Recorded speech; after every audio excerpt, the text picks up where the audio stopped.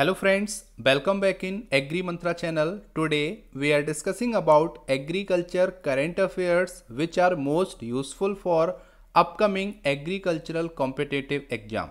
Friends, आज हम बात करेंगे 22 अगस्त 2020 के इम्पोर्टेंट एग्रीकल्चर करंट अफेयर्स जो एग्जाम के पॉइंट ऑफ व्यू से काफ़ी इम्पोर्टेंट रहने वाले हैं, इसलिए वीडियो को एंड तक जरूर देखना। उससे पहले एक इन्फॉर्मेशन, अगर आप एग्री मंत्रा के सोशल मीडिया प्लेटफॉर्म से अभी तक नहीं जुड़े हैं तो जुड़ सकते हैं। वहां पर आपको latest agriculture current affair dose, PDF notes और इम्पोर्टेंट वीडियोस के लिंक अवेलेबल होते रहते हैं। आज के सेशन में बात करेंगे 3 most important agriculture current affair. Friends, काफ़ी स्टूडेंट का कमेंट आ रहा था जो कि रेगुलर व्यूअर्स हैं हमारे चैनल के, उन्होंने बोला है कि sir previous format is the best, इसीलिए हम अब क्या कर रहे हैं, जो प्रीवियस फॉर्मेट था एग्रीकल्चर करंट अफेयर का उसके अकॉर्डिंग ही वीडियो लेकर आए। तो आज का यहाँ पर बात करेंगे 3 इंपॉर्टेंट एग्रीकल्चर करंट अफेयर, जिसमें पहली हेडलाइन है STPI, मतलब है software technology parks of India. ये कंपनी है to have India's largest incubation ecosystem for agriculture with 21 centres in a year. तो यहाँ पर बात हो रही है STPI के DG डायरेक्टर जनरल जो कि ओमकार राय हैं, उन्होंने बोला है कि जो STPI है, जो कंपनी है, वो इंडिया की लार्जेस्ट इंक्यूबेशन इकोसिस्टम सेटअप कर रही है जिसमें एग्रीकल्चर भी शामिल है। अभी तक इसने 21 सेंटर्स इस साल लॉन्च किए हैं, सेटअप किए हैं। तो जानेंगे इसके बारे में डिटेल में, इससे एग्रीकल्चर फील्ड को क्या बेनिफिट मिलेगा और STPI कंपनी करती क्या है, इसका जॉब रोल क्या है, रिस्पॉन्सिबिलिटीज इसकी क्या है और इनका उद्देश्य क्या है, सारी इन्फॉर्मेशन लेंगे आने वाली स्लाइड्स में। आगे बात करेंगे second important current affair, India soybean output to surge by over 31.5%, जो कि बात कही है SOPA, soybean processors association of India ने एक रिपोर्ट जारी की है जिसमें इंडिया का जो सोयाबीन आउटपुट है वो सर्ज हुआ है 31.5% से। तो जानेंगे सोयाबीन प्रोडक्शन के बारे में सब कुछ, प्रोडक्शन में कौन सा स्टेट नंबर 1 पे है, सारी इन्फॉर्मेशन लेंगे आने वाली स्लाइड्स में। लास्ट और important current affair, APMC in Maharashtra observe 1 day strike protesting again deregulation of market. तो यहाँ पर APMC मतलब क्या होता है, एग्रीकल्चर प्रोड्यूस मार्केट कमेटी, जो कि महाराष्ट्र के जितने भी APMC हैं वो ऑब्जर्व कर रही हैं कि एक दिन का स्ट्राइक रखेंगी जो कि आपका रहेगा डीरेगुलेशन ऑफ मार्केट। तो मार्केट में जो डीरेगुलेशन आया है, क्योंकि आपको पता होगा अभी ऑर्डिनेंस आए थे मार्केटिंग के लिए, फार्मर्स के लिए, कि वो अपने प्रोडक्ट को कहीं भी सेल कर पाएंगे, इसी के खिलाफ यहाँ पर APMC में एक धरना होने जा रहा है। APMC उस धरने को करेगी, उस स्ट्राइक को करेगी। इनकी कुछ मांगे हैं, वो भी जानेंगे कि क्या ये चाहते हैं, सारी इन्फॉर्मेशन आने वाली स्लाइड्स में। सबसे पहले बात कर लेते हैं कि STPI जो कि इंडिया का लार्जेस्ट इंक्यूबेशन इकोसिस्टम तैयार कर रहा है, जो कि एग्रीकल्चर सेक्टर को भी इन्वॉल्व करेगा। 21 सेंटर यहाँ पर वर्क कर रहे हैं, जो कि जानेंगे। तो इस रिपोर्ट में बात की गई है, तो state owned software technology parks of India STPI expect to have the largest ecosystem of incubating new technology in the country by setting up 21 centers of excellence। तो यहाँ पर 21 सेंटर ऑफ एक्सीलेंस बनाए गए इस ईयर में, जो कि बनाए हैं software technology parks of India company ने, और वो यहाँ पर एक्सपेक्ट कर रही है कि वो largest ecosystem for incubating new technology तैयार कर रही है। मतलब है कि ऐसी कंपनी है इंडिया में, पहली बार किसी कंपनी ने इतना बड़ा इकोसिस्टम तैयार किया है न्यू टेक्नोलॉजीज़ के लिए इस कंट्री में। अब यहाँ पे थोड़ा सा जान लेते हैं STPI के बारे में। तो इनके जो डायरेक्टर जनरल हैं वो ओमकार राय हैं। ये 1991 में इस्टेब्लिश हुई थी, फॉर्म हुई थी। न्यू दिल्ली में इसका हेडक्वार्टर है और अप्रॉक्स 1000 एम्प्लॉयज़ के अंडर वर्क करते हैं। ठीक है, इतना आपको पता होना चाहिए। अब यहाँ पे बात आती है कि सेंटर ऑफ एक्सीलेंस, ये भी आपको पता होना चाहिए क्या होता है। तो centre of excellence is a team, a shared facility और an entity that provide leadership, best practices, research, support और training for a focus area.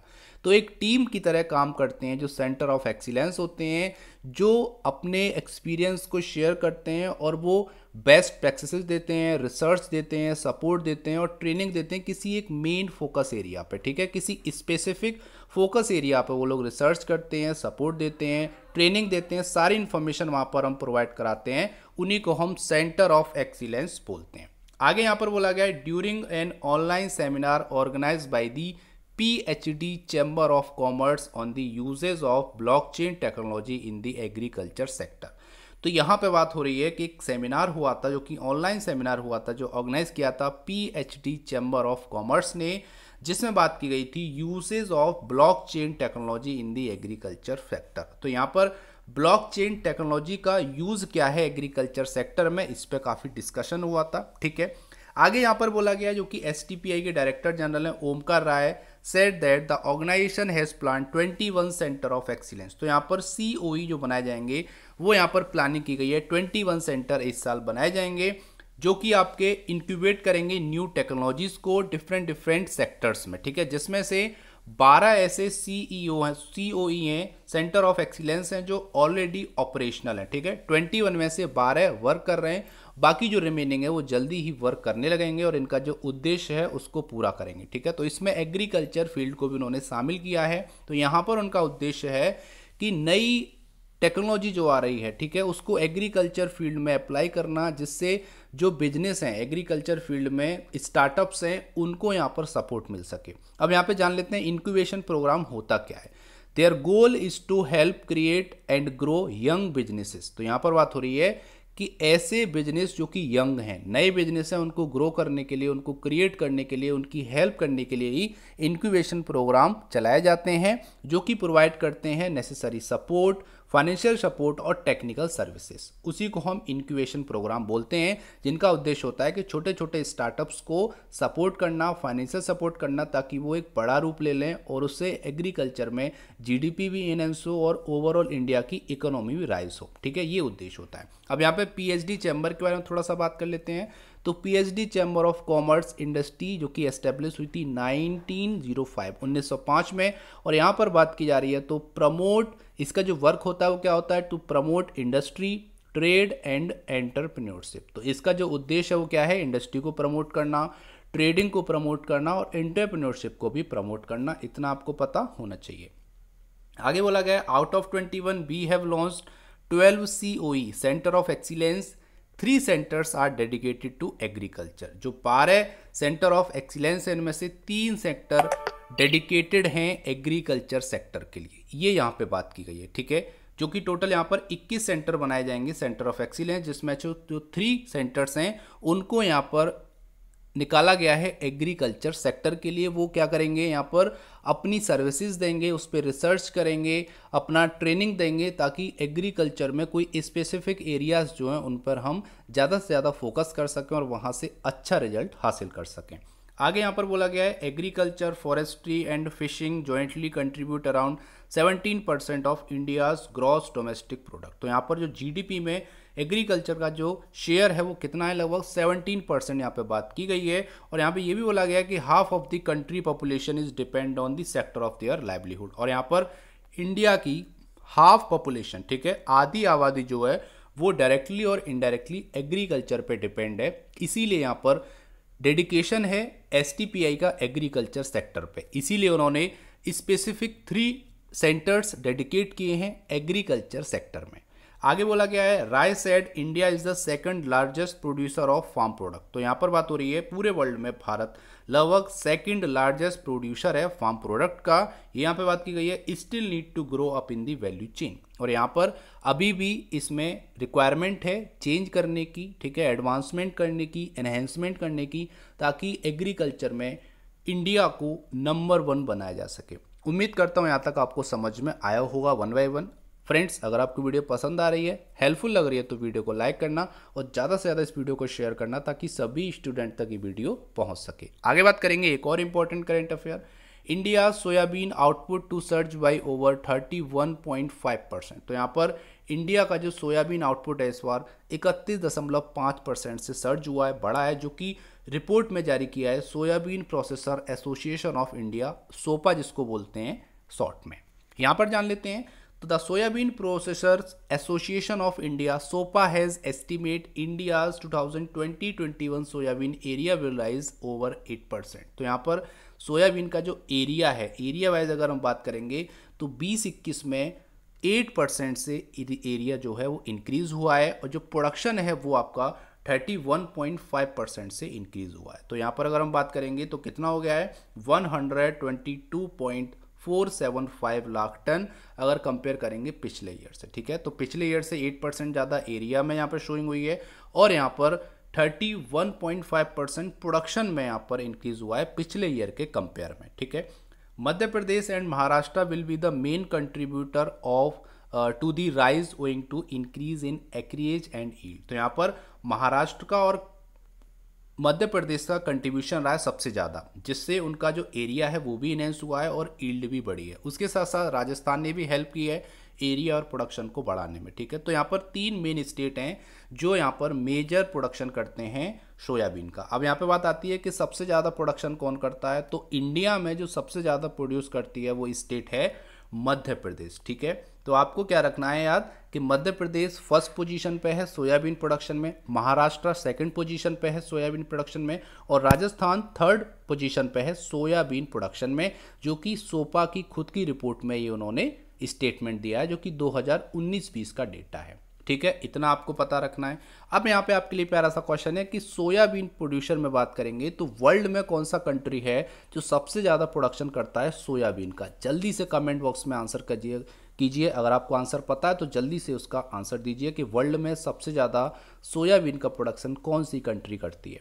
आगे बात करेंगे, area under soybean in Maharashtra is expected to rise by 5% to 39.292 lakh hectare. तो यहाँ पे बात हो रही है महाराष्ट्र में जो सोयाबीन का जो एरिया है वो राइज हुआ है 5% से, जो कि अब हो गया है 39.292 लाख हेक्टेयर और प्रोडक्शन राइज हुआ है 14% से, जो कि अब हो गया है 45.13 लाख टन। ठीक है, ये महाराष्ट्र का डेटा हो गया, इतना आपको पता रखना है। और ये आपका मध्य प्रदेश का, इसको भी जान लेते हैं। तो सोयाबीन एरिया गोन किया है, मतलब ग्रो किया है 12% से 2020-21 में। तो यहाँ पर जो हो गया आपका जी आपका क्रॉप प्रोडक्शन है एमपी का, जो कि 58.53 लाख टन है अगेंस्ट 40.107, मतलब है 40,107 लाख टन इन 2019-20। तो यहाँ पे बात हो रही है कि 40 लाख टन था 2019-20 में, जो बढ़ के 2020-21 में 58 लाख टन हो गया है। ठीक है, तो यहाँ पर काफ़ी अच्छे अमाउंट में एनहेंसमेंट हुआ है, इंक्रीज हुआ है आउटपुट सोयाबीन का,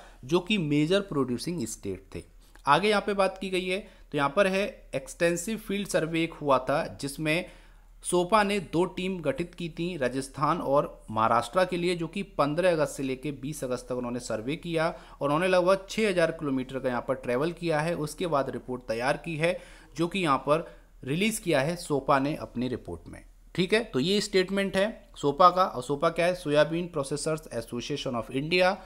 ये फॉर्म हुई थी 1979 में और उसके प्रेजेंट में जो चेयरमैन है वो हैं डॉक्टर दाविश जैन। ठीक है, Davish Jain is the present chairman of soybean processors association of India. इतना आपको पता होना चाहिए। इसका हेडक्वार्टर है इंदौर मध्य प्रदेश में। ठीक है, उम्मीद करता हूँ यहाँ तक आपको इन्फॉर्मेशन समझ में आई होगी। आगे चलते हैं और आज का लास्ट और इम्पॉर्टेंट करंट अफेयर। उससे पहले वीडियो को लाइक कर दीजिए और आज का वीडियो का टारगेट है केवल और केवल 150 लाइक्स का। अगर आपको वीडियो पसंद आ रही है तो वीडियो को लाइक जरूर करके जाना और इस टारगेट को अचीव करना।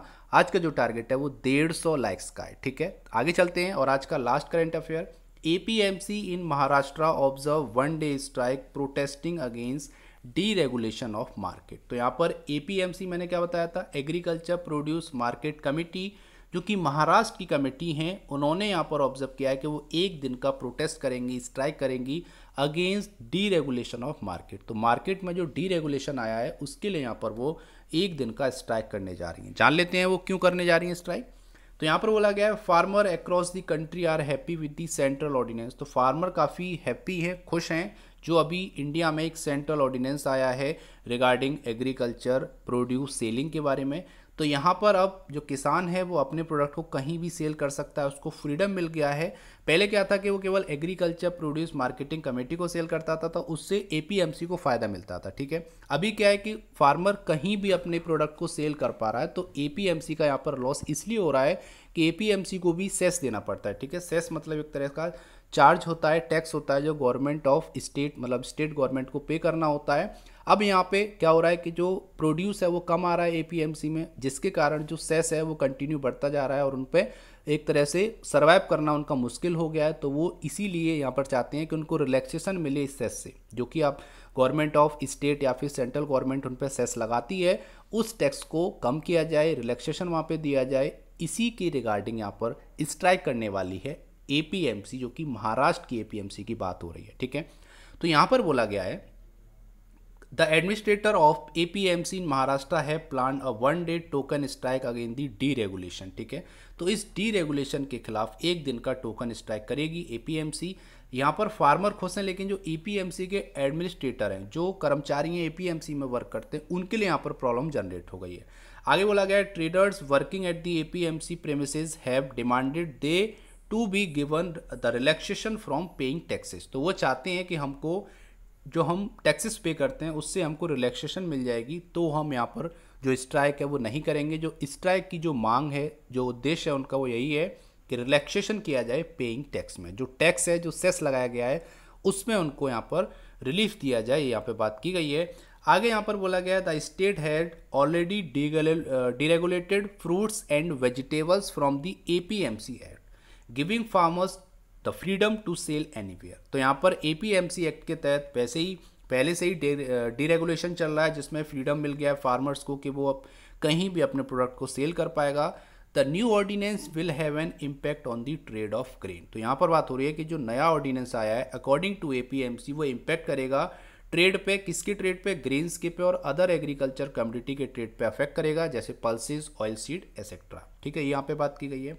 आगे बोला गया है if the cess applicable on the trade at the APMC is not reduce. तो ये बोल रहे हैं कि अगर ये जो सेस है, जो टैक्स है, इसको अगर कम नहीं किया गया जो अभी तक लगता आया है, then the traders will not be able to survive. तो जो ट्रेडर्स हैं एपीएमसी के अंडर वर्क करते हैं, वो सर्वाइव नहीं कर पाएंगे। ये बात कही है राजेश शाह ने, जो कि सीनियर वाइस प्रेसिडेंट हैं federation of association of Maharashtra के। ठीक है, इन्होंने ये बात कही है कि अगर एपीएमसी के कर्मचारियों से, जो भी वहाँ पर ट्रेडर्स वर्क करते हैं, उन पर से अगर अपने सेस नहीं हटाया तो उनका सर्वाइव करना मुश्किल हो जाएगा। इसीलिए वो चाहते हैं कि इस सेस को हटाया जाए और इसी मांग को पूरा करने के लिए वो एक दिन की स्ट्राइक करने जा रहे हैं। उम्मीद करता हूँ यहाँ तक आपको समझ में आया होगा। और सेस क्या है? Cess is a form of tax जो कि चार्ज किया जाता है। ठीक है, इतना आपको पता रखना है। ये जो आपका सेस है वो टैक्स पेयर से चार्ज किया जाता है, इतना आपको यहाँ पर पता होना चाहिए। अब यहाँ पर एपीएमसी की बात आ रही है, थोड़ा सा यहाँ पर ई नाम से रिलेटेड आपको पता होना चाहिए। ई नाम क्या है? नेशनल एग्रीकल्चर मार्केट ई प्लेटफॉर्म है, जहाँ पर 1000 मंडी ऑन बोर्ड हैं, जो कि लगभग 21 स्टेट और यूनियन टेरिटरी से मिला के बनाई गई हैं, जिसमें 2 फेसेस में ये 1000 मंडी कवर की गई हैं। पहले फेज़ में 585 मंडीज़ को इंटीग्रेट किया गया था, दूसरे फेज़ में रिमेनिंग 415 मंडीज़ को इंटीग्रेट किया गया, जो कि दूसरे फेज़ में किया गया। तो टोटल दोनों फेज़ मिला के 1000 मंडी ऑन बोर्ड वर्क कर रही हैं ऑल ओवर द इंडिया में। ई नाम स्कीम जो है वो 14 अप्रैल 2016, 14 अप्रैल 2016 को लॉन्च की गई थी by prime minister Narendra Modi ji. इतना आपको पता रखना है ई नाम के बारे में। ठीक है, तो ये हो गया आज का इंपॉर्टेंट सेशन। उम्मीद करता हूँ सेशन पसंद आया होगा, हेल्पफुल लगा हो। अगर कोई भी क्वेरी है तो आप कमेंट कर सकते हैं, हम कोशिश करेंगे आपकी क्वेरी का सोल्यूशन करने की।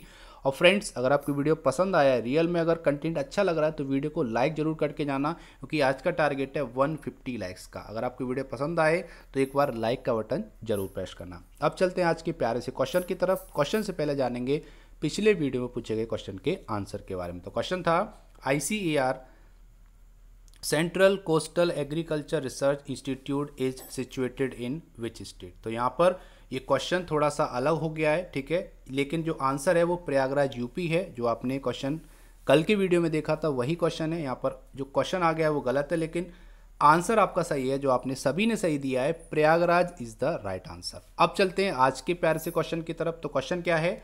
The United Nations has declared 2020 as the international year of. तो यहाँ पर बात हो रही है यूनाइटेड नेशंस ने 2020 को डिक्लेयर किया है as the international year of which. तो आपको बताना है कि 2020 किस लिए यहाँ पर यूएन ने इंटरनेशनल ईयर घोषित किया है। तो जल्दी से आंसर कीजिए, अगर आपको आंसर पता है इस इंपॉर्टेंट क्वेश्चन का तो जल्दी से फ़ोन उठाइए, टाइप कीजिए उसमें आंसर और भेज दीजिए हमारे चैनल पर। हम आपके वैल्यूएबल कमेंट का वेट कर रहे हैं। तो ये था आज का इंपॉर्टेंट सेशन। उम्मीद करता हूँ सेशन पसंद आया होगा, हेल्पफुल लगा होगा। इस वीडियो को शेयर करो ज़्यादा से ज़्यादा ताकि सभी स्टूडेंट तक ये वीडियो पहुंच जाए। यही एग्री मंत्रा का उद्देश्य है। इसका पीडीएफ आपको हमारे टेलीग्राम चैनल और व्हाट्सएप ग्रुप में मिल जाएगा, जिसकी लिंक डिस्क्रिप्शन बॉक्स में दे दी है। So thank you for watching. जय हिंद, जय भारत।